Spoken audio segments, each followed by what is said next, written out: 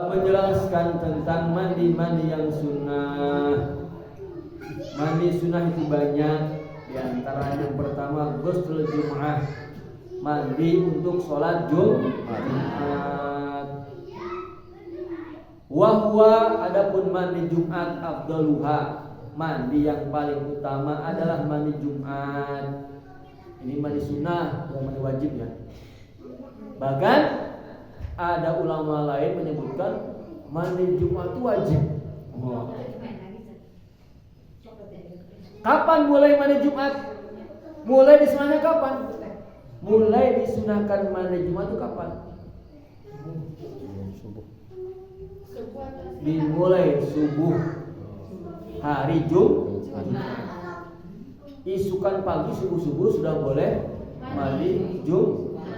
Sudah sunnah. Namun yang paling afdal adalah ketika akan pergi Jumatan. Yang paling afdal memang subuh sudah boleh. Tapi kan habis sholat subuh kita kasawah heula. Malah cengkeh, main kopi, berbau. Maka yang paling afdal adalah ketika akan berangkat Jumat. Yang kedua, ghusl idaini, mandi sholat 2 hari raya Idul Fitri atau Idul Adha. Kapan mulai disunahkan mandinya? Pertengahan malam. Sampai kapan?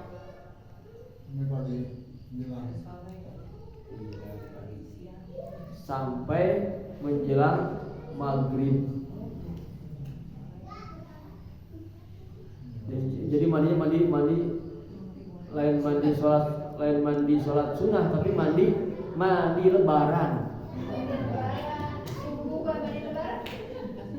Mandi lebaran. Di luar termasuk.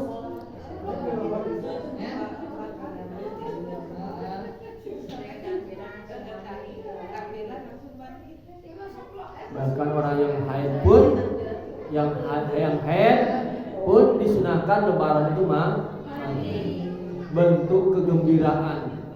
Lebaran tuh merenung, kucel. Ada heran waktu lebaran itu ada heran.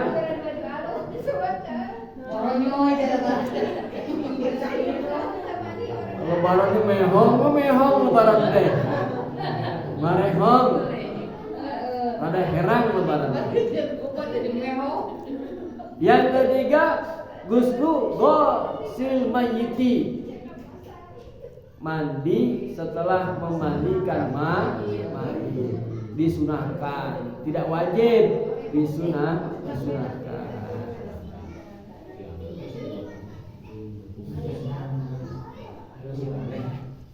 Kenapa? Karena ketika orang itu memandikan mayit, dia telah bersentuhan dengan makhluk yang ruhnya telah tiada. Dia khawatirkan menimbulkan dalam diri kita ini menjadi lemes, kemudian ada suka ragu-ragu, was-was. Maka biar hilang lemesnya, biar hilang was-wasnya, disunahkan mandi supaya jiwanya kembali strong lagi. Siapa yang pernah ikut memandikan jenazah, angkat tangan. Alhamdulillah. Pahalanya besar. Kumaha lamun anu sok mandikan maut, sahari mandikan. Mandian. Siapa yang mandian? Jadi harus mandi berkomunitas tertentu. Tidak harus sunnah. Tapi dari angin, Pak Ustaz. Kuramas mandi full. Lamun mandi teh kuramas eta ngaranna sapotong. Kemarin kan sudah namanya mandi itu membasahi seluruh anggota badan. Rambut-rambutnya semua dicuci. Eta mah ngaranna mandi hareudang.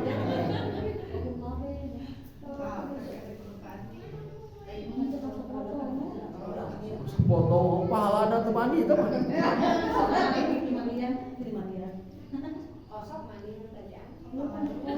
Yang keempat, ghusl istisqa, mandi ketika minta hujan. Silakan mandi hujan, mau menghadap kepada Allah, mau merengek, mau menangis kepada Allah Subhanahu wa taala. Yang kelima, ghusl khusuf fil qamari wal kusuf syams, yaitu ketika gerhana bulan dan gerhana matahari. Ayo hamil ya Pak Ustaz, ayo hamil sekarang mandi kalau ada gerhana matahari atau bulan, kalau yang hamil mandi, kalau yang mandi.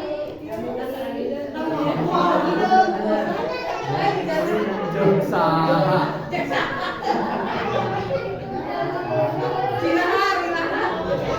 Mana Al-Qur'anna, mana hadisna? Sieun mehong cenah. Wow.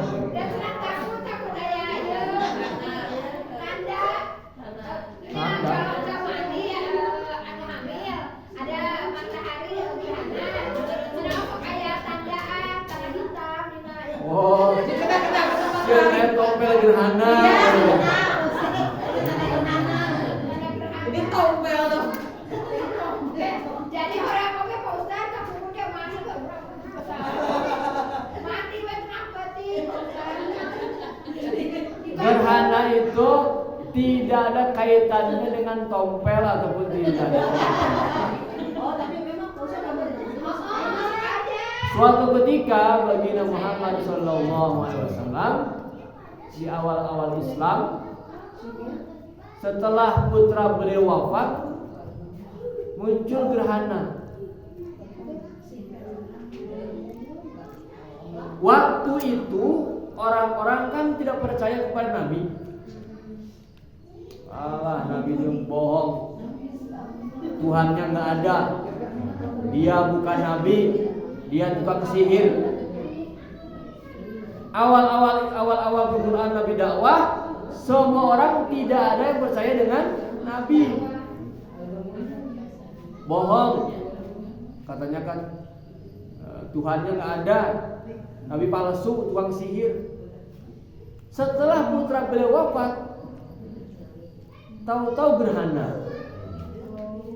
Coba bayangkan, kalau Nabi betul-betul pembohong, kalau Nabi betul-betul pendusta, maka apa yang dikatakan? Gara-gara wafat anak saya, bulan pun langsung, matahari pun gerhana. Inilah kesaktian saya. Kan gitu. Ternyata Nabi apa? Kata Nabi, itu tidak ada kaitannya dengan kematian seseorang. Tidak ada kaitan dengan kehidupan seseorang. Gerhana itu tidak ada kaitan dengan tompel. Tidak ada. Itu hanya tanda-tanda kebesaran Allah. Sieun mehong.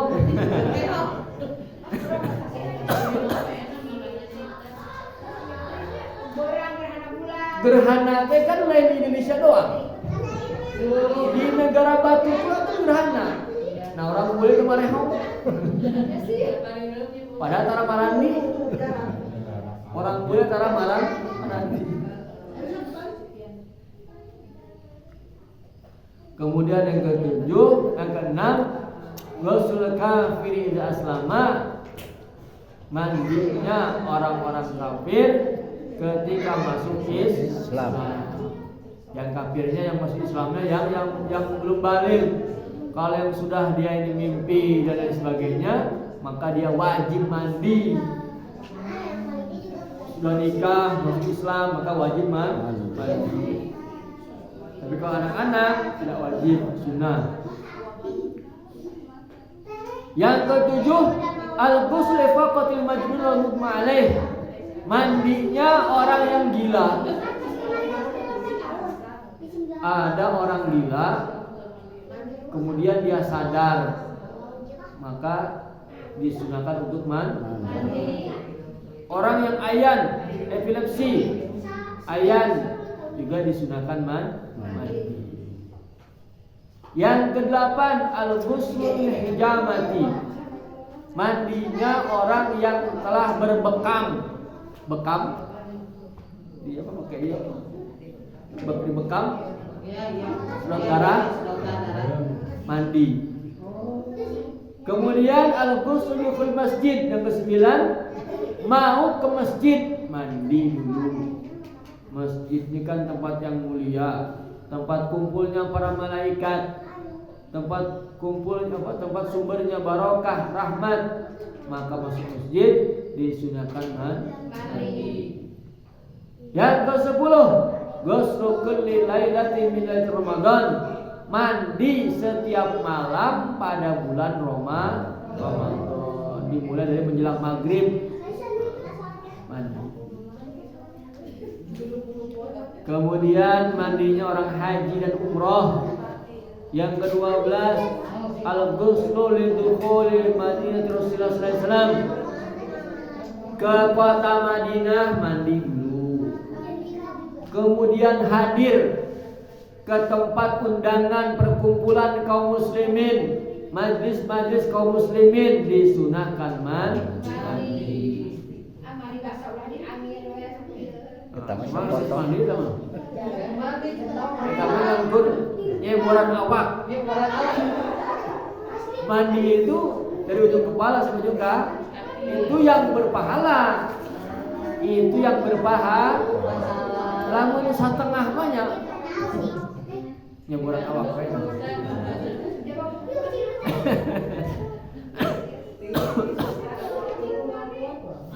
Wallahu a'lam. Sampai sini ada yang ditanyakan?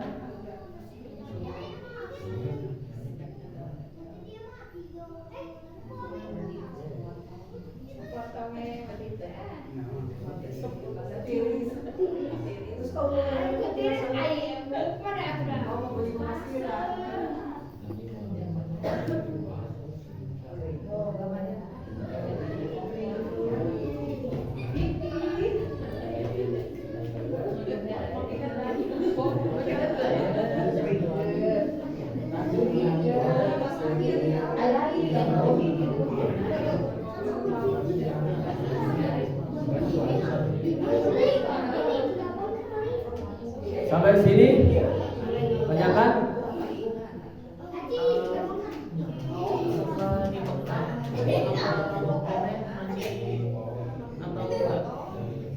Tadi sudah kali. Silakan mandi. Ya setelah bekam selesai. Sudah. Tapi kata yang membekamnya itu jangan kena air minimal 2 jam. Oh ya. Biar tenang dulu kan, harus udara kan. Ya. Jangan langsung seperti mana orang yang sudah panas-panasan jangan langsung mandi. Betul. Dinginkan dulu sesaat. Sholat pun seperti itu, zuhur siang-siang panas banget tuh jangan langsung sholat. Dinginkan badannya, sholat. Bab mengenai najis. Masa ilumin babin najasat, ada beberapa permasalahan mengenai najis. Al-khamru wan nabid, khamar dan perasan anggur.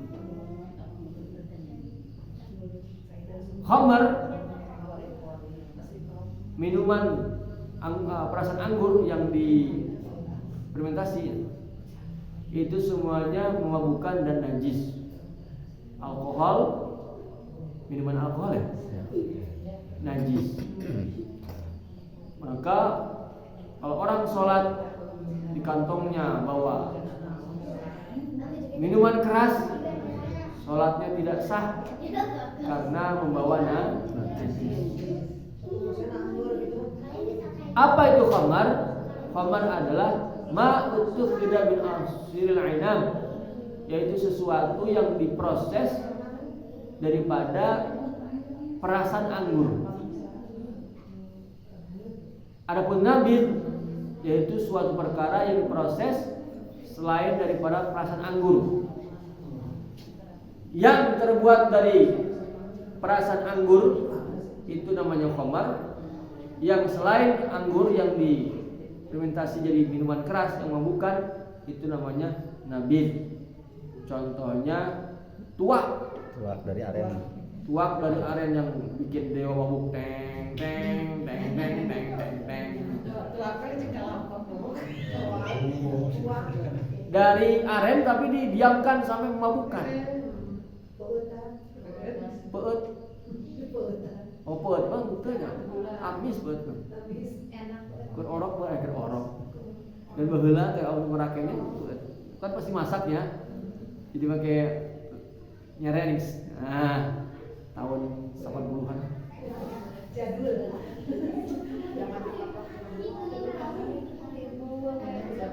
Tidak peyem. Peyem fermentasi menarekan ini haram. Segala sesuatu yang memabukkan itu haram. Lem. Udah morak lebon kateler. Mabuk. Kucubung. Pokoknya sesuatu yang memabukkan itu hukumnya haram.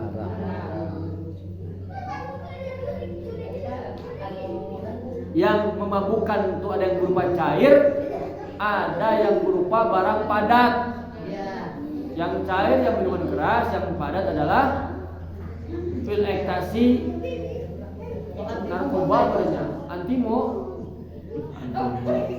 mabuk kendaraan lah ibu, dan mabuk minuman keras, atau mabuk kendaraan, yang mabuk teler, mabuk teler.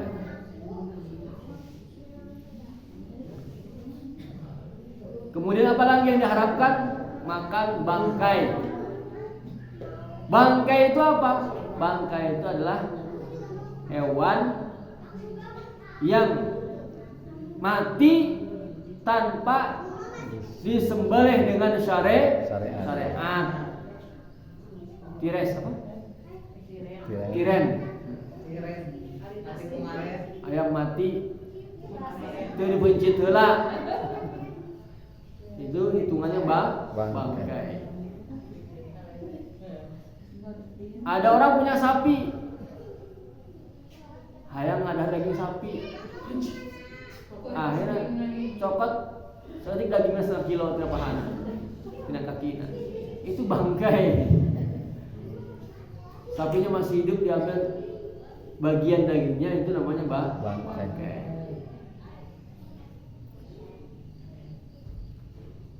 Hukmu jamil hayawanati hala hayatihi. Semua hewan itu ketika masih hidup hukumnya adalah suci, kecuali anjing dan babi dan apa-apa yang keluar dari keduanya. Hewan semua, harimau pun kalau masih hidup kering, dia masih hidup, masih aktif. Harimau, singa, gajah, pegang itu tidak najis.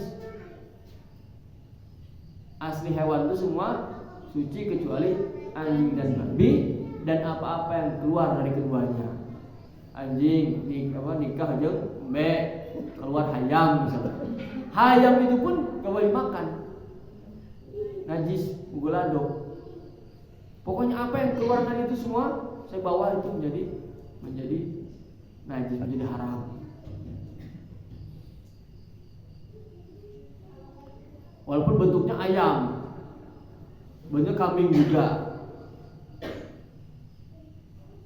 Makanya anjing dan babi itu najis yang mugoladoh, najis yang berat. Hukum jamil hayawanat ba'da mautiha. Hukum hewan-hewan yang setelah mati tanpa disembelih semuanya najis. Hewan apapun kalau sudah mati tanpa disembelih dengan syariat hukumnya najis kecuali ikan. Maitatul adami, manusia, mayit. Mayit kan tidak disembelih. Pertama manusia, yang kedua al-jaron. Al-jaron simut. Yang ketiga as-samak, yaitu ikan. Ikan mah harus bangkai halal. bangkai simut halal. Bangkai manusia tidak najis tapi tidak boleh dimakan. Sumanto.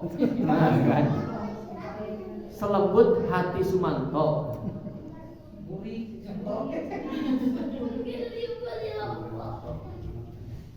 Kemudian kedua, al-hayawanatu al-ma'kulatu idza matat bidzakatin syar'iyyatin fa hiya thahirah.